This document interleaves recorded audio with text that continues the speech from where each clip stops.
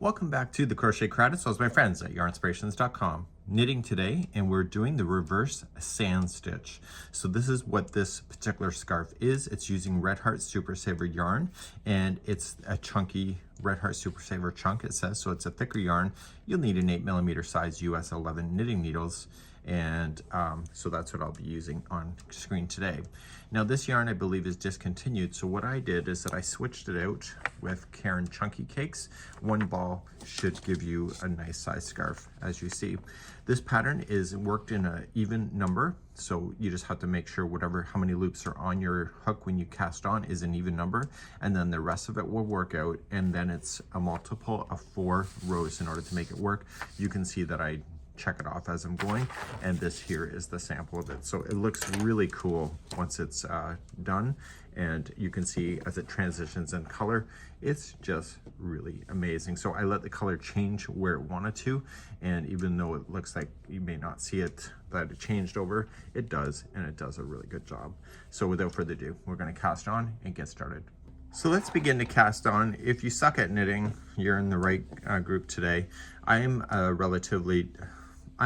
not a new knitter, but I'm not great at it. So I will show you the best I can and teach it from a beginner's perspective, because your host is pretty much almost there. So you're going to start off with a slip knot. We have videos available for different kinds of techniques and stuff like slip knots. And you're going to grab your knitting needle and put it onto there. When you pull it for the first time, don't over tighten it. That's one of the biggest mistakes you can do within your knitting. And I'm going to show you a cast on that I prefer. There are many ways to cast on with the knitting needles. If you know a better way, or you like a better way, please do that as well. Okay, so we are going to go with this needle that I'm wiggling, and you're going to go into the loop that it's on that. So use your finger behind it to help stabilize it, because it's probably more stable than your personality. That might be my case. So you're going to go in there, so you're inside the loop, and we're going to put this into our yarn feeding hand, which will be right here. The way that I do it is that I take my man sausage pinky and I rotate it around my finger, and then I come up on the inside of my hand, and then I take my pointer finger and push back like this. Okay, so we'll show it again. Take that pinky and rotate once, and come in the front of your hand, and then take your pointer finger and go backward. You want it one more time? If you said no, tough. So just going in, rotate around, front of your hand, use your your pointer, and go backward. So now we're going to use this area right here, and if I need it to be tighter, I just kind of close my pinky and whatever finger that's called, and I'm just going to rotate around the back needle, and I'm just going to take that back needle and just pull it down and pull that wrapped one onto this needle. You're going to pull up a little bit, and you're going to put this needle inside this stitch. So you're just going to rotate and go on the underside, use your finger to help stabilize it, and just put it onto that needle, and slide down and remove this needle out. So now you just have 2 loops on there. So for this particular pattern, you need a total of 20 stitches. So there's 2 already done. So to do another one, going in, wrap the back one, and pull the needle down and flick it towards you, push up, and we need to transfer that back over to this needle right here. So just rotate and transfer. So this is a twist and transfer cast on, and then you just move it down. So I'll show you 2 more times. So in, rotate, flick down, pull up, twist, and shove it on. Okay, so one more time. So in, around the back, flick it forward, and transfer. Okay, so you're going to do that so that you can count 20 of these. I currently now have 5, and I'll be right back. When I have 20 done, just put me on pause and get your stitches cast on. If you're relatively new with knitting, what I just showed you is actually done pretty quickly, and just a matter of just keep on casting on. So now we're going to do rows number 1 through 4, and you just keep repeating that until the cows come home. So you should have 20 loops on your knitting needle. I happen to use circular because it's a lot easier, they don't bang on my desk. So what I have here is that the first stitch and the last stitch are not in the pattern. So the first and the last stitch are always going to just be a knit stitch, regardless of what's in between. You know, it's kind of like the space in between my ears, hollow. So what we have here.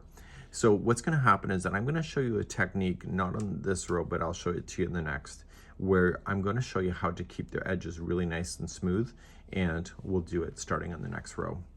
So row number 1, you're just going to insert your needle in, and you are just going to knit your way across. So you just, to do a knit stitch, you just wrap the needle, you flick it forward, and then this time, instead of transferring it onto your needle, you're going to just slide it off. So there, you transferred it over. So to do the next one, again, just sticking it in, the needle is on the back side, wrap the back needle and flick it forward. You're going to notice that the tension will ease off once you get this row done. And you just keep moving down your row, just knitting like so. So this is the knit stitch.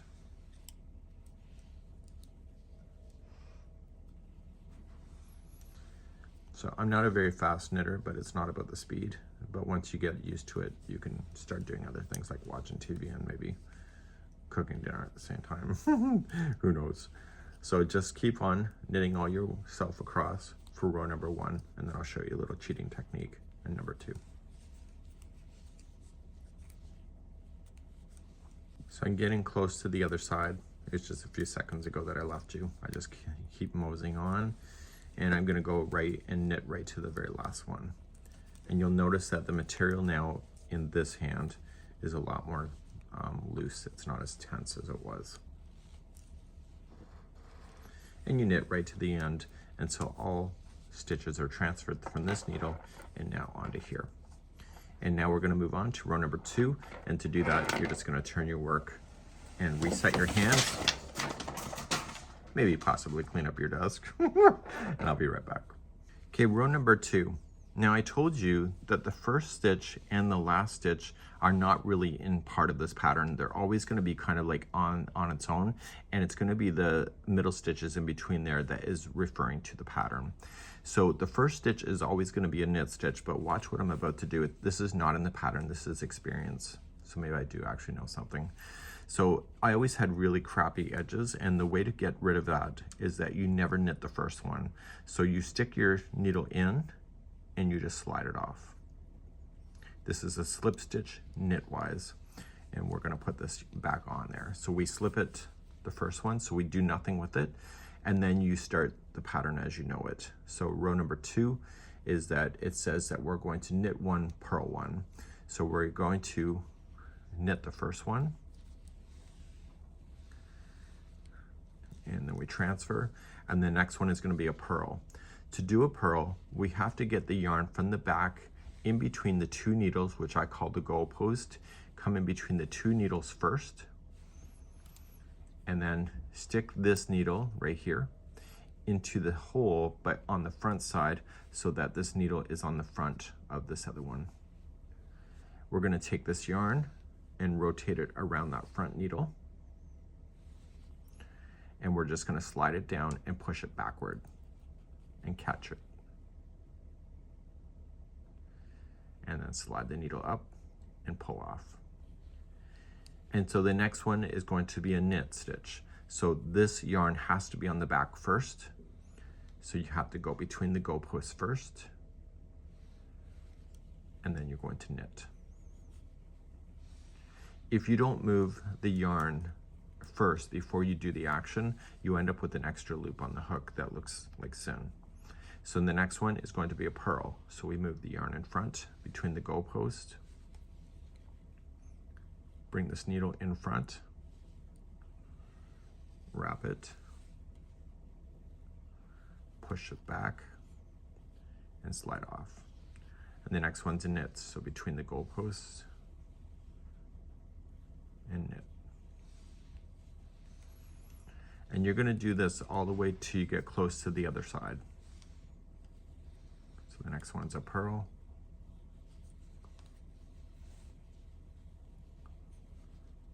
and the next one's a knit.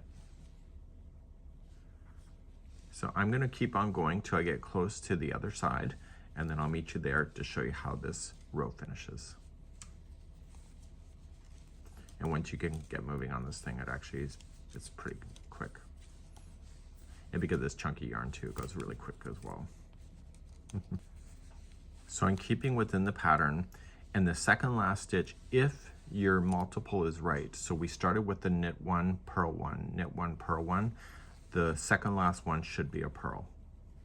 Okay, and you're just keeping in the sequence.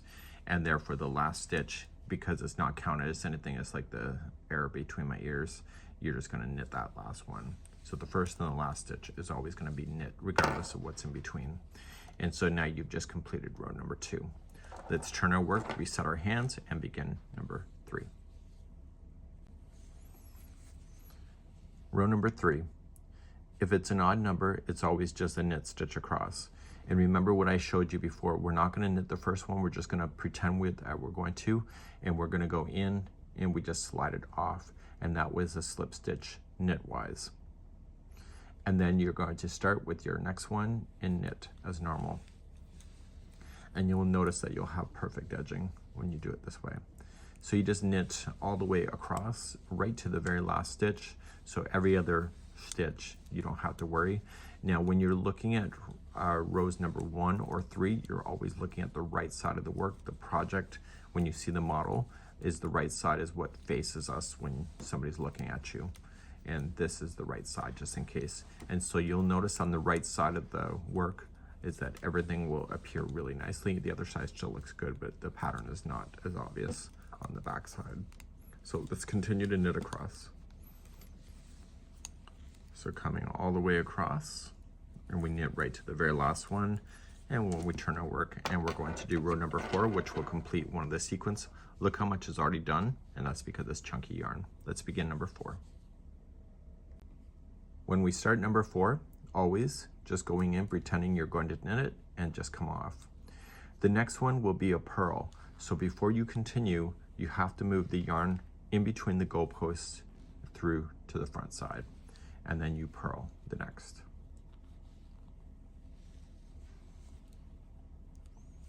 And then what does that mean that the next one's gonna happen?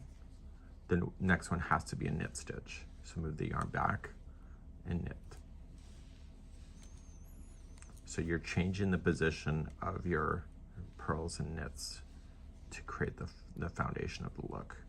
So we're going to continue to do that all the way till you get to the other side. Just alternating between the 2 stitches, and I'll meet you close to the very end of the row in a moment. I'm coming close to the very last one. The second last one, in this case, it should be a knit stitch, and the last one is also a knit. Okay, so the sequence is slightly different on the end, and that's just a matter of keeping it great. So when you turn it around, you're going to see that the work is actually starting to develop on this side, which is the right side. So what we have now is that we have video chapters, and you'll see that in the video description and pinned comment. And I'm going to put and demonstrate rows number 1 through 4 for you without the chatter to give you the basic instruction, and then you can just use those video chapters to skip ahead to be able to do the instruction and keep on moving. So let's begin row number 1. So let's begin row number 1. You are going to slip stitch knitwise, so just pull it off, and then just knit all the way across for row number 1. So do that, and then turn your needles around, and we'll start row number 2 in a moment. Row number 2, slip stitch knitwise. And then you're going to start with your next one, and you're going to do a knit stitch, and then the next one is a purl, and you keep alternating between the two all the way down to the other side. I'll get close to the other side and show you how this is going to finish. So if your alternation is off, you're going to know it by the time you get over there. I'll see you at the end of the row. Coming up near to the end, the second last one in the alternating of this should be a purl. And then the last one is obviously going to be a knit stitch. Let's turn your work and let's do row number 3. Row number 3, slip stitch knitwise, and then just knit yourself all the way across, and I'll see you. And we'll start row number 4 together. So just get it done and change out your hands, and I'll be right back in a moment. Let's begin row number 4, slip stitch knitwise, and then the first one out has to be a purl. So we have to move the yarn in between the goalposts and purl the first one, and then alternate. So the next one's a knit, and the next one's a purl. So just keep moving the yarn back and forth. So I'll see you at the end of the row in just a moment to make sure that we finish properly. I'm getting close to the very end of row number 4, and so the second last one should be a knit stitch, and then the very last stitch is a knit stitch. So you can go back in the video chapters in order to repeat rows number 1 through 4, and when you turn it around, you're looking at the good side of the work. When you're ready to finish this, you need to finish either a row number 2 or a row number 4, and then you can finish off so that you're looking at the right side of the work, and you're going to be able to clearly tell which is the right side and which is the other side of the work. So there we go, and I'm going to show you how to cast off or bind off in a moment. To finish off the work, the last row that you completed must be either row number 2 or row number 4, and then you're starting a fresh row. So it could either be row number 1 or 2, or 1 or 3. So in this case, I'm starting with row number 1. So we're going to bind off on the right side, and we're going to do it knitwise. So we're just going to take the first one, slide it up, and you might as well continue that so you have a nice good edge, and then you are going to knit the next one. It's a bit tricky if you're new to knitting, but you got to take this one and go up over top of this, leaving this one behind. So just take your time and just kind of slide it up and make sure the other one stays on the knitting needle. And this is called a bind off. Just provide a little bit of extra slack because it can be tight. And so you're going to knit the next one, and you're doing this all the way across. And then you take the new one here and going up and over.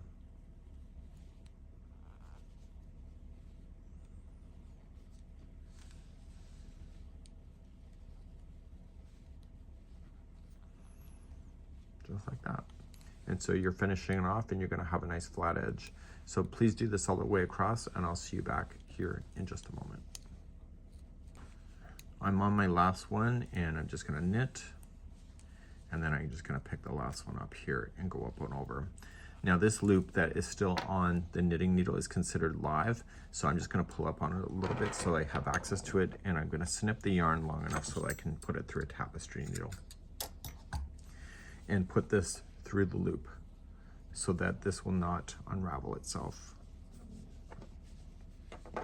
Now you're going to be able to tell which is the right side of the work. So this is the reverse sand stitch on this side, this is the back of the work. Still looks cool, but it's definitely different. You're going to take any loose yarn that you have, and you are going to apply it through a tapestry needle.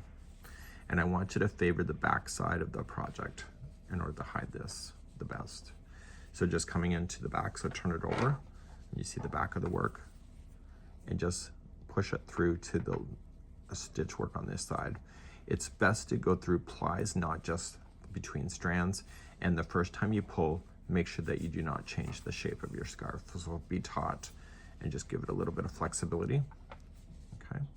And then you're going to go back in the opposite direction through a different path. And it is really advantageous to be able to split the plies, not just go between strands. And you want to go back and forth the total of 3 times. And then you can safely cut that down. So any loose ends that you'll have, that's the best way to do it. And when you favor the back side, it doesn't do anything to the right side of the work, which changes the stitch. We hope you've enjoyed, and please leave any comments and give us a like if you have time. We'll see you. Bye-bye.